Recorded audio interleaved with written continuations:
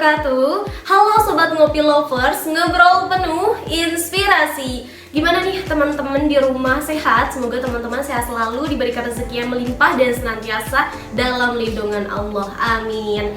Bertemu lagi dengan aku, host spektakuler, tiada tanding, tiada tara. Siapa lagi kalau bukan Tantia Nurwina ya, biasa dipanggil Atan. Nah, kali ini aku bakal nemenin teman-teman buat ngobrolin isu-isu sosial, isu-isu atau hal yang sebenarnya ini tuh relevan ya, relate sama kehidupan kita, tapi mungkin kadang-kala kita tidak sadar. Apa itu? Yakni dakwah dalam algoritma AI. Dan tentunya aku di sini nggak sendirian. Aku bersama narasumber yang spektakuler juga, yang tak kalah kerennya ya. Oleh karena itu, langsung aja kita kenalan dengan Kang Aep. Halo teman-teman semua yang ada di rumah ya, tentunya kita bakal bahas ini tapi sambil ngopi teman-teman. Tadi dengan sesuai tagline-nya gitu kan, ngopi ngobrol penuh inspirasi. Betul. Nah, kita kupas mungkin sampai tuntas. Semoga pertanyaan teman-teman juga kejawab. Kenapa sih dakwah tiba-tiba muncul di algoritma gitu?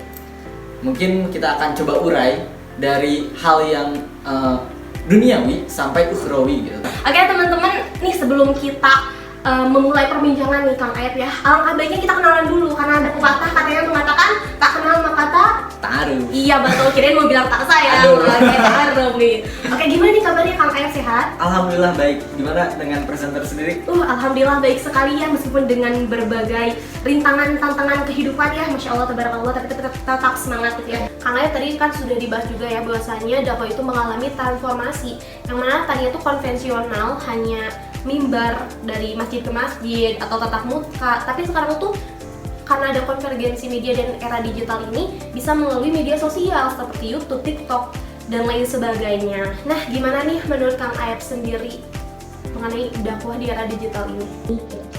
Sebetulnya ketika ngobrolin dakwah ya tentang di sekarang jadi digital, itu sebetulnya jadi pisau bermata dua. Karena secara yang pertama, dalam baiknya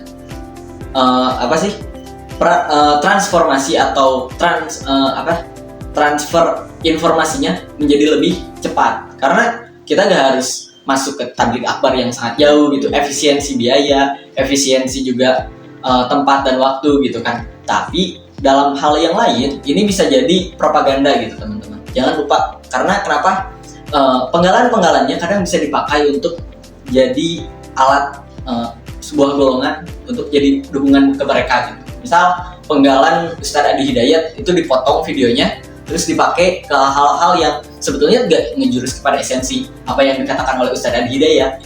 Tapi kalau misalkan kita ngelihat mudarat sama baiknya, sebetulnya banyak baiknya gitu teman-teman. Cuman itu pintar-pintar kita sebagai Gen Z gitu. Kalau misalkan kalian ngerasa Gen Z dan kalian masih termakan berita hoax gitu kan, diragukan kegenzian kalian gitu kan.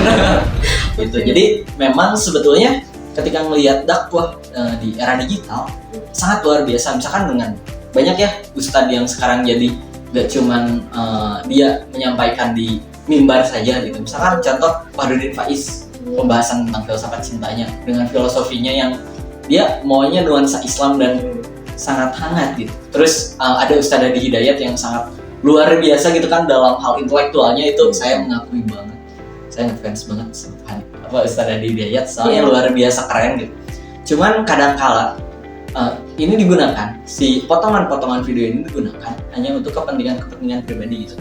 Jadi jangan lupa terus recheck supaya tidak terjerumus hal-hal yang kita tidak inginkan gitu. Karena kalau misalkan dilihat sekarang gitu kan, Islam tuh lekat dikaitkan dengan terorisme, itu fakta. Misalkan ISIS gitu kan. Nah, penggalan-penggalan cuplikan ini bisa jadi penguat hal-hal tersebut sebetulnya. Jadi ya ini bakal jadi pisau sebetulnya. Pisau ini mau dipakai kemana? Mau dipakai untuk masak yang menjadi manfaat, tapi bisa juga dipakai buat bunuh orang. Jadi agak lumayan ya sebetulnya, ini pembahasan yang agak tricky sebetulnya. Nah Kang Aep, menurut Kang Aep sendiri nih, ketika misalnya kan ada orang yang suka scroll TikTok nih, aku pribadi ya scroll TikTok. Nah pada aku tuh scroll TikTok, ternyata kan pengen nonton sesuatu hiburan lah, tiba-tiba ada konten dakwah lewat nih, konten dakwah. Mikir dong, kok ini tiba-tiba ada konten dakwah, padahal nggak nyari tentang konten dakwah itu kan. Ini kenapa nih? Apakah ini sinyal hidayah dari Allah atau kayak gimana? Itu kan tadi kayak cuplikan ceramah Ustadz Hadi Hidayat tentang sabar. Misalkan aku kehidupannya tuh lagi lagi kesel dan lain sebagainya, tiba-tiba ada konten dakwah lewat tentang sabar, kayak relate banget nih. Apakah ini sinyal hidayah atau memang ada kaitannya dengan algoritma AI? Nah gimana tuh menurut Kang Aep? Oke, sebelum dijawab kita ngopi dulu ya. Iya, boleh nih guys. Jangan lupa ya. Karena slogan kita apa? Ngobrol ngobrol inspirasi. Iya betul. Biar makin fresh gitu ya Kang. Jadi sebetulnya teman-teman ini perlu di-highlight lagi ya. Saya bukan anak IT, jadi ini sepengetahuan saya tentang algoritma. Jadi kalau misalkan tadi ini tuh hidayah atau emang ada peraturannya, ada pengaturannya. Kalau misalkan ngomongin hidayah, itu ngomongin hal yang surgawi, hal-hal yang emang bukan urusan kita lagi. Kayak misalkan hidayah tuh bukan tiba-tiba dikasih sama Allah, enggak, kita emang yang nyari gitu. Kita emang yang ngejemput bola gitu kan, bukan kita yang nunggu bola gitu. Bagi teman-teman yang masih nunggu hidayah, cari teman-teman. Itu kayak rezeki teman-teman. Keburu dipatok ayam. Iya betul. Nah, jadi kalau misalkan ngomongin tiba-tiba relate nih. Nah, teman-teman kalau misalkan pertama kali download mau apapun sosmed, biasanya selalu ada perizinan. Perizinan itu ke foto, video, mic, terus folder dan lain-lain. Nah, itu teh apa sih aplikasi itu teh mengakses hal-hal tersebut yang kita izinkan. Kayak misalkan kita lagi galau nih, terus tiba-tiba kita lagi TikTok lah sama teman, terus galau tiba-tiba kita buka Instagram, kok relate semua reelsnya gitu kan. Nah itu kenapa sih? Itu karena disesuaikan oleh AI, oleh algoritmanya. Sederhana, kita tuh disadap. Kita tuh disadap di Instagram sama Instagram misal. Karena yaitu balik lagi ya teman-teman, di highlight ini menurut pemahaman saya, karena memang hal yang agak gimana ya, kayak misalkan kita lagi galau tiba-tiba relate, lagi senang tiba-tiba reelsnya kok bagus-bagus semua gitu kan, lagi marah kok yang sabar-sabar gitu kan, karena itu emang disesuaikan teman-teman, nggak mungkin enggak.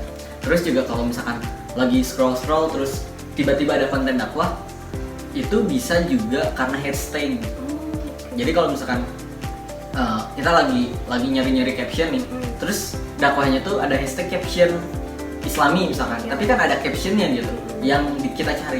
Nah kayak apa sih algoritma tuh nyarinya yang kayak gitu. Misalkan kita nyari caption terheboh 2025. Betul. Nah nantinya tuh dicarinya tuh captionnya hebohnya 2025 gitu teman-teman. Jadi ada beberapa filtrasi. Nah itu jadi bisa masuk kontennya tuh. Berarti kalau gitu Kang Aep memang AI ini berkontribusi ya dalam penyampaian konten-konten, terutama konten dakwah itu sendiri. Betul. Gitu ya, melalui hashtag tadi. Ya. Jadi kalau misalnya kita nyari hashtag dakwah, bukan dakwah apa ya, Gen Z bersama Ustadz Adi, oh berarti ada Gen Z-nya, ada Ustadz Hadinya, kayak gitu ya. Betul. Oke. Jadi keyword lah, keywordnya hashtag itu. Jadi kalau misalkan kita nyari, kadang ada yang langsung seutuh-utuhnya dicari tuh. Ada yang kalau misalkan dia udah habis yang utuhnya kayak misalkan yang tadi, itu bakal jadi penggalan-penggalan gitu. Kalau misalkan kita nyari ke Google harus menyertakan 2025 misalkan, dicoret, nah itu kan filtrasi daripada algoritma. Dia juga akan munculin data yang kemungkinan mirip. Oh gitu. Oke. Berarti ketika kita misalkan lagi scroll TikTok, Instagram, atau misalnya di YouTube sendiri deh, di YouTube tanpa pencarian tiba-tiba uber-uber gitu ya, ada dakwah atau apa, kita nggak nyari tiba-tiba ada. Atau misalnya tadi di Instagram tiba-tiba di apa sih, kita scroll tiba-tiba ada tentang dakwah, begitupun di TikTok. Berarti itu memang ada kontribusi AI yang ngebaca data sebelum kita sebelumnya pernah lihat tentang apa sih kayak gitu ya. Nah, AI mungkin memunculkan sesuatu yang memang pernah kita lihat dan mungkin kita sukai, begitu mungkin ya Kang. Ya betul. Sama juga jangan lupa ya teman-teman, jangan salfok kata AI. AI itu artificial intelligence. Betul. Algoritma itu termasuknya AI. Jadi bukan kayak misalkan AI yang di sini disebutkan bukan cuma ChatGPT, bukan cuma DeepSeek, bukan cuma Gemini gitu teman-teman. Takutnya salah kaprah tentang apa yang kita bicarakan ya dari tadi gitu kan. Betul. Ini adalah sistem operasi gitu teman-teman, yang mana udah otomatis. Jadi emang udah ada programmingnya gitu, udah di coding gitu lah. Mungkin anak-anak IT ini sebetulnya lebih paham gitu daripada anak filsafat. Soalnya anak filsafat biasanya sejarah sebetulnya. Tapi ngomong kan ini dari segi filsafat dakwahnya mungkin ya Kang Aep, lebih memperdalam nih gimana dakwah di era digital gitu. Nah tadi kan sempat disinggung nih sama Kang Aep bahwasanya apa sih, AI itu bukan cuma tentang ChatGPT dan lain sebagainya kan, apalagi nih mahasiswa ya yang sering pakai ChatGPT, Gemini dan lain sebagainya. Tapi tapi ada juga di dakwahnya juga ada AI-nya juga tadi ya sempat kita bahas gitu. Nah teman-teman, tadi banyak banget nih yang kita bahas mengenai dakwah dalam algoritma AI. Ternyata AI itu benar-benar berkontribusi ya dalam penyebaran konten dakwah melalui algoritmanya. Tentu banyak manfaatnya seperti tadi menjangkau audiens yang banyak dan bisa menyesuaikan dengan kebutuhan audiens. Tetapi di samping itu juga ada tantangannya. Contohnya tadi kalau misalkan kita ngepostnya tuh konten-konten yang agak sensitif, padahal banyak banget ya pembahasannya, tapi dakwahnya tuh di penggalan yang sensitif, itu bakal memicu propaganda, perpecahan dan lain sebagainya. Makanya kita sebagai Gen Z nih terutamanya harus pintar-pintar ngefilter gitu ya. Jadi penggunaan AI sendiri ada manfaat dan juga ada negatifnya gitu ya. Nah teman-teman, kalau kita bahas tentang AI, dakwah dan konvergensi ini, tentunya nggak akan cukup ya satu episode. Mungkin butuh berjam-jam bahkan berhari-hari gitu ya teman-teman. Makanya insya Allah nanti kita bakal bahas lebih lanjut di episode selanjutnya gitu ya teman-teman. Karena masih banyak banget pertanyaan-pertanyaan yang belum disampaikan dan harus kita bahas gitu ya Kang Aep ya. Oleh karena itu sebelum kita tutup nih, boleh dong Kang Aep closing statement dulu. Tetaplah menjadi Islam dan jangan mengaku-ngaku Islam ya teman-teman. Karena yang mengaku biasanya enggak termasuk ke dalam golongannya. Oh sih, keren. Oke teman-teman, mungkin cukup sekian podcast kita kali ini. Sangat bermanfaat, sangat berbobot sekali ya pembahasannya. Masya Allah, tabarakallah. Semoga bermanfaat ya untuk teman-teman di rumah ya teman-teman. Pokoknya jangan lupa like, comment, share, and subscribe ya akun aku, biar nanti kita bakal ngebahas lagi lebih lanjut nih tentang isu-isu yang lebih seru lagi ya teman-teman kita. Nah, aku juga mau ngucapin makasih banyak nih buat Kang Aep yang sudah menyempatkan waktunya ya. Terima kasih banyak atas ilmunya gitu ya. Sama-sama, semoga kalian menjadi ragu teman-teman supaya mencari tahu lebih lanjut. Betul, jangan pernah puas ya dengan podcast ini, dengan ilmu yang sudah diberikan. Tapi harus terus mencari, menggali ya. Oke. Aku Tanti Andorwina pamit undur diri dan Aep Chandra sebagai narasumber. Wassalamualaikum warahmatullahi wabarakatuh.